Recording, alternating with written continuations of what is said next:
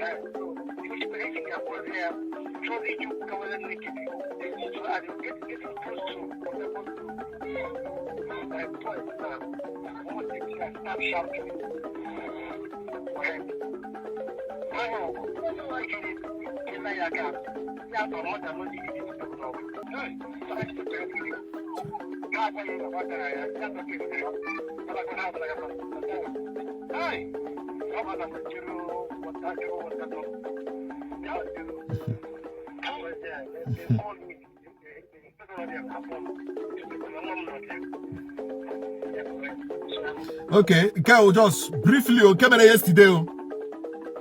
Chetekwe na Commissioner of Police na ndị police gara wakpo ọhịa Afụ Ihiagwa 2 days ago. As at yesterday, ndị Fulani herdsmen can atọkwa mmadụ with AK-47. This guy now, ihe opposed na our platform, you know. So akpọrọ m ya ka confirm nwa ya nwoke onye ndị Fulani herdsmen otu achịtọrọ ya the boy bara machine onye Awụsa nwe onye ugwu nwe, you know. Ha ruo n'akụkụ ọhịa ebe ahụ ya mara ụma daa na machine, dị onye ugwu amara ụma daa na machine ya na the boy ada gburugburu ozugbo ha na-adazi na-eme ka ha na-ebili ndị Fulani herdsmen ndị keji AK-47 eshi n'ime ọhịa wam buru the boy si kpọmpi ya si ute 5 million. Ọ bụrụ na ute 5 million ha ga-egbu nwa ya even na ọma ha ozu the boy anya mpa the boy wee sị ha chere na ka ọ gbagharịa 5 million. So ha bụrụza the boy na-agazi nekede n'ime ọhịa nekede. They follow bush path. Let me tell you, these Fulani herdsmen know every bush path in Imo State. Bush path in Amahu that exists. The Fulani herdsmen no man that it is existing. Every nook and cranny of every part, every part of this state. They know. They know. So how chose a brother boy she from Imo here above or they are from Imo here bush path. She across here banekede. According to him, Mpeakro, much like I say, went for help. The boy to Piam, Yanandalwa. How to wash chef, and all how about yes, Ola. That was how this guy was saved. Now, then I received a message that Okuku Autonomous Community is also under siege by suspected Fulani herdsmen. When you are suspected, Fulani herdsmen.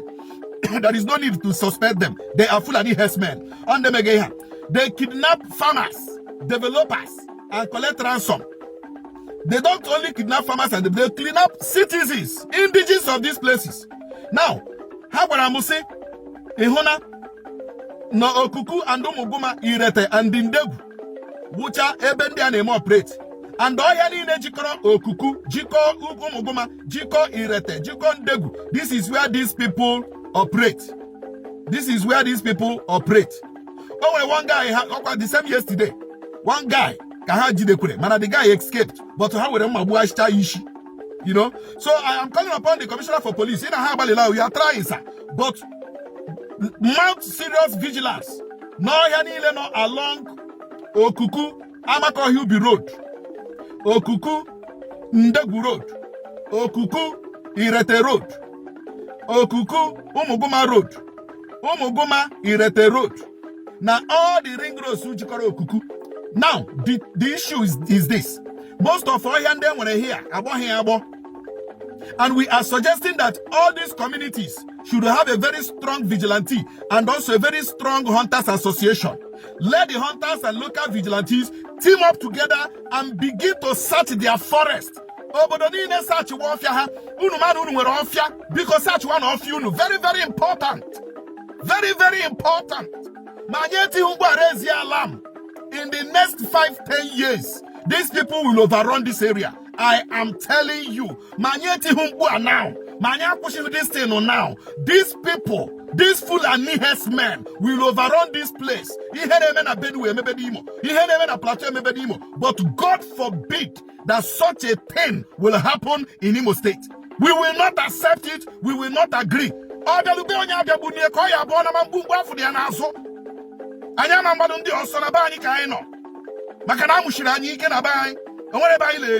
So every hand must be on deck. Every community leader, every youth leader, every community traditional ruler, wake up, form a local vigilante, form a very strong hunters association. Let the youth of the community with the vigilante and the hunters association join hands and team hands together and search their forest. Search their forest. I search that forest in the Imo State.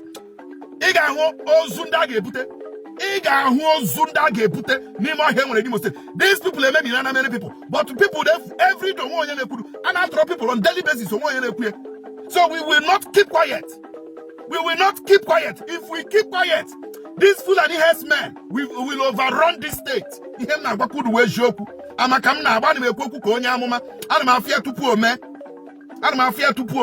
And we will not wait for security agents. Everybody, this is your business now. Security is everybody's business. Please, please, and please, every community, wake up. Every community in Imo State, wake up, and wake up. And I'm a kulio. And I'm a kwamili atu posizoe. Makarebe wata de ba kwa na to aka manne ya no hia na ya noria. Ndi bosira akukata aka no be gosi ndi mu ebe ndi mmado. Makara nke be eziokwu bu okenya na ha no n'ụlọ. Ewu amụọ n'obere. Ani Igbo ekwuchakwa m Chukwu okike abịama nurukwa onu m ndewonu.